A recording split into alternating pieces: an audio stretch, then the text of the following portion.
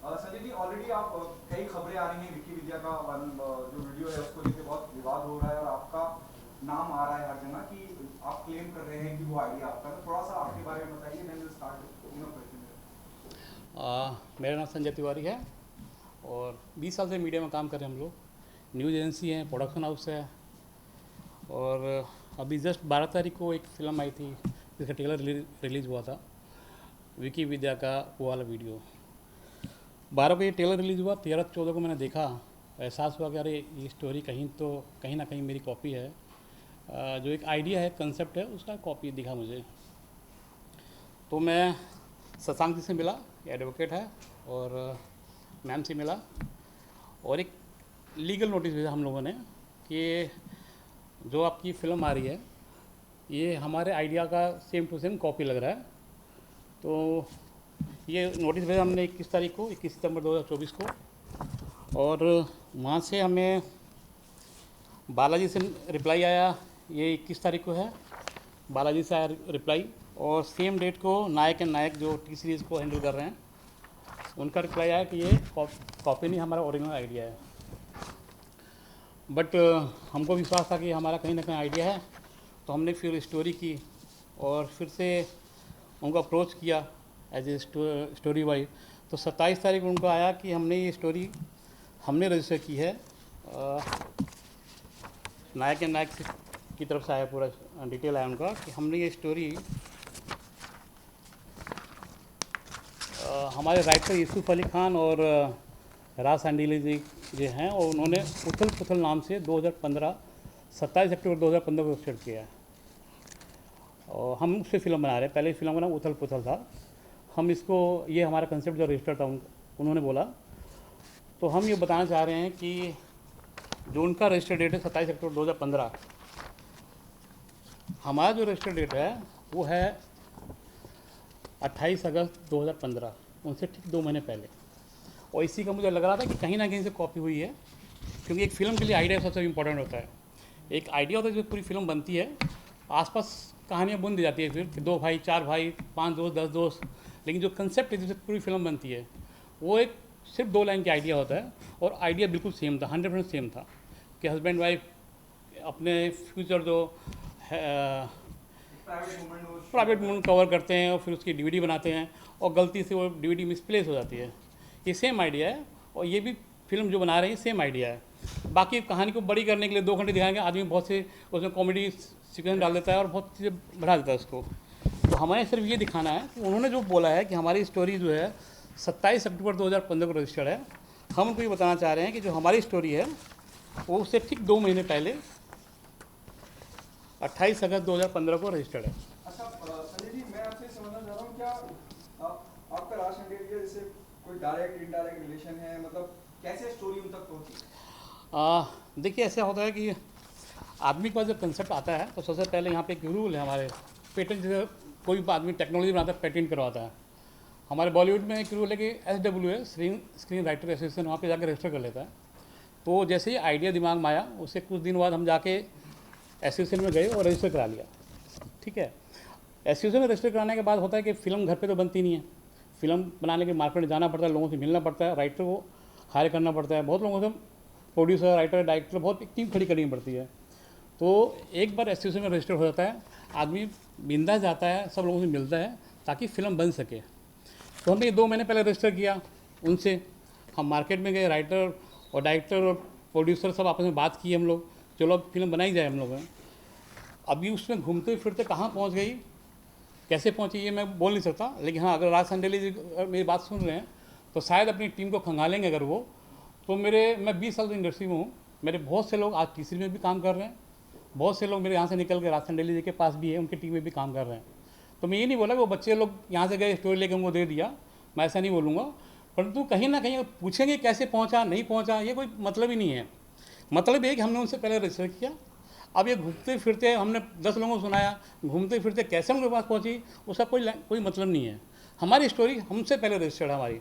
तो हमारा मतलब है कि जब कंसेप्ट हमने रजिस्टर किया है और आपने पूरा उससे तालमेल खड़ा कर दिया है, एक जो भी एक लाइन होती है कि आप फर्जी डॉक्यूमेंट बोल लीजिए, जैसे भी कर लीजिए, अगर उस पर कोई फिल्म बनाई जाती है तो जायज़ नहीं हो जाएगी, क्योंकि कंसेप्ट जो है आदमी सोचता है, उस पर डिज़ाइन करता है, अपने सपने देखता है उसमें कि चलो मैं भी फिल्म बनाऊंगा। क्योंकि बॉलीवुड में आते हैं सब लोग एक सपना लेके आते हैं और उस कंसेप्ट बनाते हैं, रजिस्टर करते हैं, चलो हम भी फिल्म बनाएंगे। अब ये कंसेप्ट ही चोरी हो जाए तो आदमी क्या करेगा। शर्मिला साहब पे इससे पहले भी इस तरह के आरोप लगते रहे, 2022 में भी लगा, इस तरह का उनका इतिहास वैसा ही रहा है, कॉपी पेस्ट।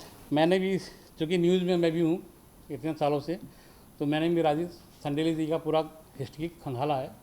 तो समझ में आया कि ड्रीम गर्ल फिल्म आ रही थी उनकी, तो उनके ही बचपन के दोस्त अंकुर जो है झांसी से, है ना, उन्होंने उन पर केस ठोक दिया है। वो बोले कि जब थिंक पैड के जब ये चेयरमैन थे मिस्टर राज संडेले, तो जाके स्टोरी सुनाई थी उन्हें, तो उन्होंने जाके झांसी में एफआईआर किया हुआ है कि ये स्टोरी मेरी है। सेम जनहित जारी में जो है फिल्म आई, उससे पहले उन पर केस हुआ, जो उसी और में ही जाके एफआईआर हुआ है कि जितेंद्र ज्ञानचंदानी हैं और एक नाम और है मैं भूल रहा हूँ, उन्होंने जाके एफआईआर किया हुआ है। तो ये कहीं ना कहीं से स्टोरी, और कहीं ना कहीं से अब इसका भी विकिपीडिया का देख रहे हैं आप लोग, कहीं ना कहीं से स्टोरी उनका शायद नेटवर्क इतना बड़ा है कि कहीं से ढापो और फिल्म बनाओ उसको डेवलप करके, तो शायद उनका यही तरीका है। आपका नेक्स्ट स्टेप क्या होगा? You need to speak to the lawyer. You know, what will be the next procedure? Are we planning to file a suit? You know, the film is almost on the edge of release. Correct. So कैसा है, अभी इसमें हमारे पास time बहुत ही कम है।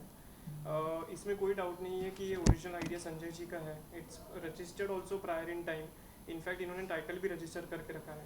अब film release हो रही है 11 अक्टूबर को, so most probably after the PC will be taking steps to approach the high court and we have full faith in the judiciary that will be getting the relieves.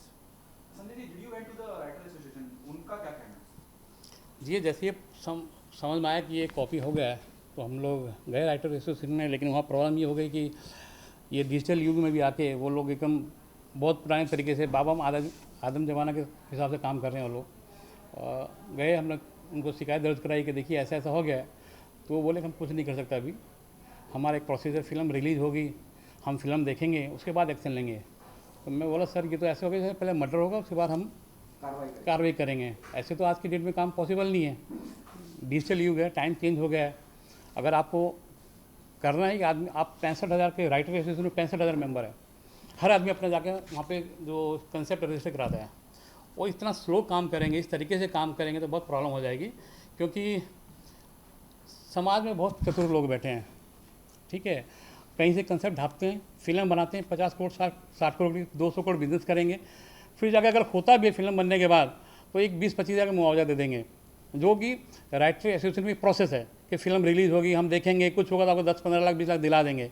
ये तरीका बहुत पुराना हो गया। मुझे लगता है कि आज टाइम चेंज हो चुका है, आप सब डिजिटल हो चुका है। अगर आपका कोई 65,000 आपके पास मेंबर है, अगर कोई मेंबर आके ये बोलता है कि यार मेरी फिल्म का कंसेप्ट जो है सेम कॉपी लग रहा है, तो उनको एक्शन लेना चाहिए। उनको जो प्रोडक्शन हाउस उनको नोटिस देना चाहिए कि आइए फिल्म दिखाइए हमको पहले, उसके बाद रिलीज़ कीजिए। तो मुझे लगता है कि थोड़ा सा राइटर एसोसिएशन को भी अपडेट करने की ज़रूरत है अभी। टी सीरीज ने आपको नोटिस में क्या कहा है, क्या बोला है? कुछ नहीं, पहले बोले कि ये कंसेप्ट हमारा अपना ओरिजिनल है, और बाद में शायद उनको समझ में आया कि नहीं यार ये तो काफ़ी स्टोरी हो गई है, तो उन्होंने बोला कि नहीं हमारा जो है उनसे पहले 27 अक्टूबर 2015 को रजिस्टर्ड है, लेकिन अब मैं ये पेपर सबमिट कर रहा हूँ आप लोगों के सामने, आप लोगों को शेयर कर दूँगा कि हमारी स्टोरी उनसे भी 2 महीने पहले रजिस्टर्ड है। अब क्या कहना है, और ये मीडिया का काम है, इसको कैसे जस्टिफाई करेंगे। As I asked the lawyer also, I'm asking the same question to you. Are you in planning to file a suit? क्योंकि बहुत कम वक्त रह गया है, और अगर आप क्या आप स्टे लेना चाहेंगे टू बोथ ऑफ यू, क्या फिल्म पे स्टे लेना चाहेंगे रिलीज पे, to the lawyer and Sanjay both of you?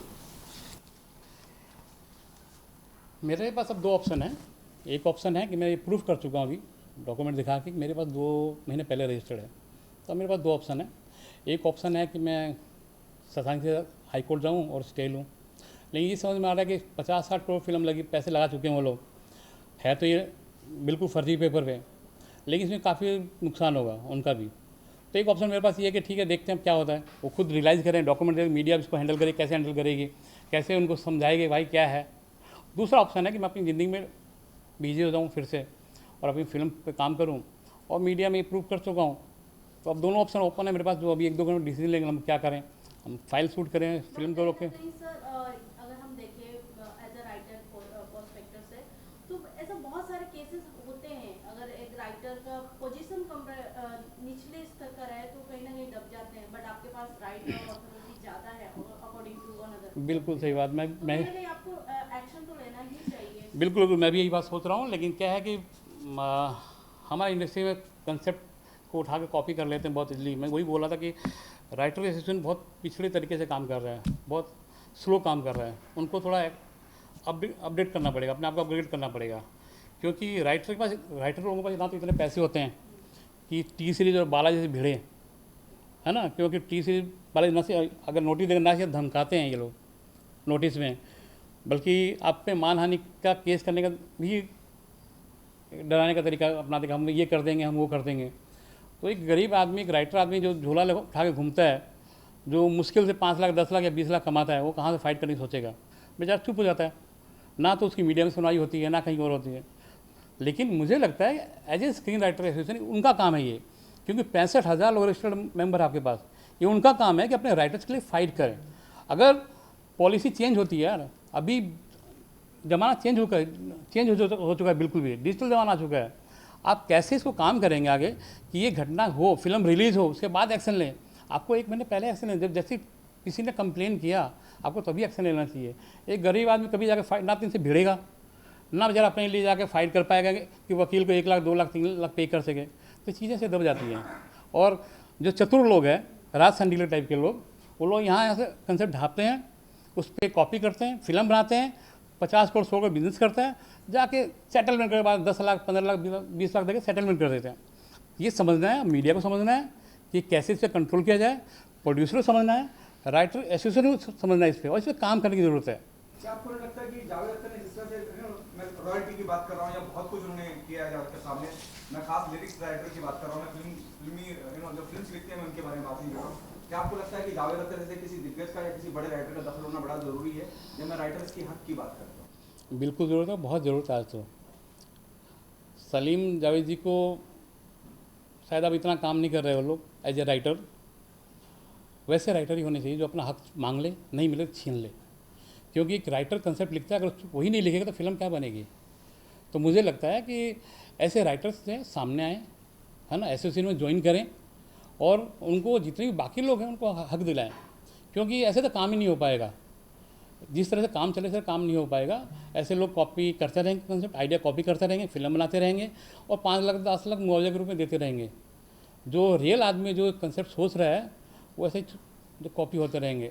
तो मुझे लगता है मीडिया को इस पर भी काफ़ी कुछ बोलना चाहिए, लिखना चाहिए। अब मैंने डॉक्यूमेंट दिखा दिया आप लोगों को, दोनों का डेट दिखा दिया है। मैं सिर्फ आज डेट दिखाने आया हूँ, क्योंकि उन्होंने बोला कि हमारा जो है 27 अक्टूबर 2015 को रजिस्टर्ड है, मेरा 2 महीने पहले रजिस्टर है ना।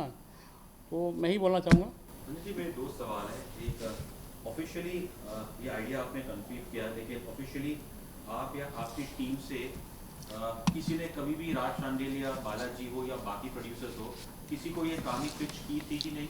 नहीं, ऑफिशियली मैं खुद प्रोड्यूसर हूँ। देखिए मेरे पास ये 2015 में गुलबानो खान जी ने ये लिखा है, ठीक है। ये 2018 में जाके मैंने प्रोड्यूसर एसोसिएशन में पेपर नाम टाइटल रजिस्टर करना पड़ता है, मैं 2018 में रजिस्टर किया। उस पर फिल्म बनाने का प्लान चला, 2 साल हमने लिखा, उस पर काम किया, 2015 से लेकर। क्या स्क्रीन प्ले भी रजिस्टर किया था? नहीं, स्क्रीन प्ले, देखिए स्क्रीन प्ले बहुत, देखिए जो चतुर लोग हैं ना, एक समझना बहुत ज़रूरी है। मेन होता है कंसेप्ट, जिससे फिल्म बनती है। बाकी तो कोई 2 भाई 4 भाई 5 भाई कर दीजिए, 4 दोस्त कर दीजिए, जगह लोकेशन चेंज कर दीजिए, ये तो बाकी चीज़ें हैं, 2 घंटे में बनाई जाती है। मेन होता है कि जिसके बिना फिल्म नहीं बन सके, ऐसी 2 ही लाइन होती है। अगर इसमें हस्बैंड वाइफ का प्राइवेट मोमेंट कैप्चर नहीं किया जाए वीडियो से, और DVD नहीं बनाया जाए और DVD मिसिंग ना हो, तो ये फिल्म बनेगी, बन ही नहीं पाएगी। तो मेन होता है कंसेप्ट, वो 2 लाइन में ही होता है। कहीं जाकर मैं सबको स्क्रीन पे नहीं सुना सकता। अगर मैं भी as a director as a producer कहीं जाऊँगा को प्रोड्यूसर ढूंढने के लिए, तो पूरी स्टोरी नहीं सुन, मुझे बोलेंगे 2 लाइन में सुना दो आप, 2 लाइन में यही है। अब इसके आजू बाजू कोई भी आदमी, कोई गधा नहीं है इतना बड़ा, सबका इतना दिमाग है, ठीक है। और राज संडील जैसे लोगों में ज़्यादा दिमाग है। तो कोई भी जाके अपनी स्टोरी आजू बाजू बुन लेगा, एक 10वीं का बच्चा भी जाएगा तो स्टोरी बना देगा। मेन होता है कंसेप्ट, जिसके बिना फिल्म बनी है, जो नींव के पत्थर बोलते हैं हम लोग। अगर वो नहीं हो तो ये फिल्म बनेगी ही नहीं।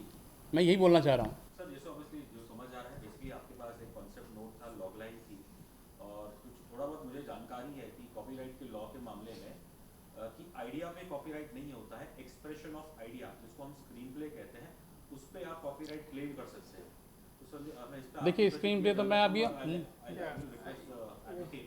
इस चीज पे आप बोले बिकॉज अगर आप केस करते हैं Correct. कोर्ट भी आपको यही कहेंगी। इसमें कैसा है, सी देयर आर जजमेंट्स जहाँ पे copyright has also been recognised on the plots, okay. So what needs to be seen is कि वो प्लॉट एग्जैक्टली कितना, उससे कितनी सिमिलैरिटी है। इस केस में there is no doubt that इनकी जो ओरिजिनल आइडिया है या जो प्रीमाइस है, द प्रीमाइस इन विकिविद्या और वो वाला video is the same. So there have been cases जहाँ पे कोर्ट्स ने सेंट्रल प्रीमाइस या आइडिया को भी प्रोटेक्ट किया है, उनके ऑथर्स को प्रोटेक्ट किया है। So that's why we have faith, because we are prior in time, इनका ओरिजिनल वर्क है। देखिए, मैं एक बात कहना चाहूँगा, ये समझना पड़ेगा सबको, मेरे ख्याल में पूरी इंडस्ट्री को समझना पड़ेगा कि मेन कंसेप्ट है। मैं 10 लोग बैठाऊँगा यहाँ पे, 10 लोगों को ये कंसेप्ट सुनाऊंगा, हर आदमी अपना अपने स्क्रीन पर लिख देगा, ठीक है, सेम कंसेप्ट पे। तो कहीं ना कहीं कंसेप्ट स्क्रीन पे लिखे जाते हैं, बाद में बैठे 5 लोग बैठ के डिस्कस करेंगे, अलग स्क्रीन पे लिख देंगे 2 घंटे, अगले 2 घंटे में।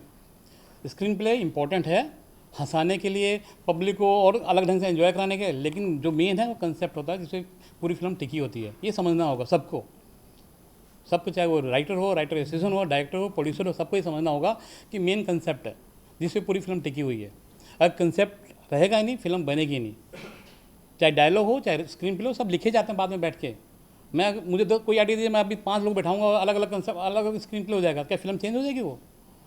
तो ये समझना होगा सबको। और मेरी फाइट इसी पे है कि कंसेप्ट उनसे 2 महीने पहले मैंने रजिस्टर किया है, ठीक है। आपने अभी थोड़ी देर पहले ये कहा कि फ्यूचर में आप आने वाले दिनों में लीगल एक्शन लेंगे कि नहीं, अभी भी उस पर आप you are in two minds? नहीं, 2 माइंड नहीं है, बिल्कुल 2 माइंड नहीं है, बहुत कुछ सोचना पड़ता है। बिल्कुल, आज शाम तक डिसाइड हो जाएगा हम लोगों का कि कोई तो डिसीजन लेना है, या तो इनको सबक सिखाया जाए, या फिर मैंने मीडिया में बात बोल दी है कि मेरे 2 महीने पेपर, अभी आप सॉफ्ट कॉपी मिल जाएगा। आप लोगों की ड्यूटी है कि जो सही है उस सही को आप मीडिया में दिखाएं, ठीक है। 2 तरीके आते हैं, इनको जलील कर दिया जाए ऐसे लोगों को जो कॉपी मारते रहते हैं यहाँ वहाँ से, 2 ही तरीके होते हैं। या फिर कोर्ट का बहुत लंबा प्रोसेस होता है ना। आप केस लड़े, यहाँ जिंदगी निकल जाती, 20 साल 25 साल 50, हम हिंदुस्तान में जहाँ लाखों केस पड़े हुए हैं, ठीक है। लेकिन वो ना ऐसे चलते रहेंगे, ऐसे कॉपी करते रहें लोग, ये लोग, है ना। रात संडे के मैं देख रहा हूँ, पूरा गूगल में बैठ के छानबीन गया, चाहे वो ड्रीम गर्ल हो, चाहे वो जनहित में जारी हो, या ये हो, कॉपी मार रहे हैं, वो फिल्म बना रहे हैं, 50 करोड़ बिजनेस कर रहे हैं। और उसमें जाकर कोई शिकायत करता है तो 5 लाख, 10 लाख, 20 लाख।